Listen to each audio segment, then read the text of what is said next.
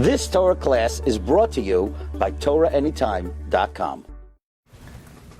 The Mishnah Masechta Rosh Hashanah, Daf Chav Tes, uses a very unusual expression. The Mishnah says, Yom Tov shel Rosh Hashanah shechal liyos b'Shabbos. The Yom Tov of Rosh Hashanah that falls out on Shabbos. Why is Rosh Hashanah called Yom Tov shel Rosh Hashanah? Just say Rosh Hashanah shechal liyos b'Shabbos. What's Yom Tov shel Rosh Hashanah shechal liyos b'Shabbos? And Rabbi Yitzchak of Berdichov is bothered by this, and I want to thank my good friend Rabbi Yitzchak Yeager for sending me this shtickle in the Kedushas Levi.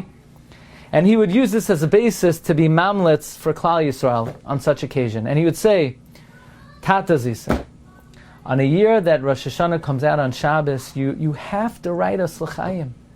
Because otherwise, Rebbi Shem, you're not allowed to write on Shabbos. You keep the Torah. You're not allowed to write. Elamai, the only heter for you to write is if it's piklach nefashos, and you write us l'chaim, but to write us chas v'shalom lehepach, you have no heter to write. And therefore, this day of Rosh Hashanah that comes out on Shabbos is a very good day. So we say like this, Yom Tov, this day is very good. What day are we talking about? Rosh Hashanah. Even though, what do you mean it's a good day? It's a Yom of Din. It's still good. When is it good? Shechal liyos b'Shabbos. When it comes out on Shabbos, then the Rebbi Shem has no choice but to write us l'chaim because of the heter of Pikuach nefashos. Now, this may explain one of our recent shiurim from Rabbi Yosef Engel, who explained that when a person does tshuva, he basically rewrites his Sefer Torah, and then his Sefer Torah is shalem. So there's a question: how can one do tshuva on Shabbos? He's writing his Sefer Torah; it's ksiva. So Rabbi Yosef Engel, in fact, was of the opinion that when you do an Avera on Shabbos, it's a double Avera because you're moichek. But how are you allowed to do tshuva on Shabbos? Isn't that koisev?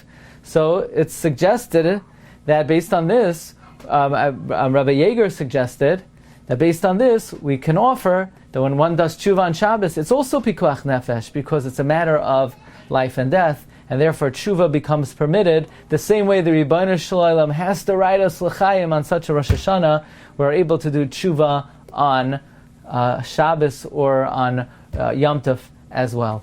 So this was the great hamlatza that Rabbi Yitzchak of Berdichov offered for Klal Yisrael. So we should take b'zoicha. The Rebbi Shem should write everyone l'chaim, toivim, u'l'shalom.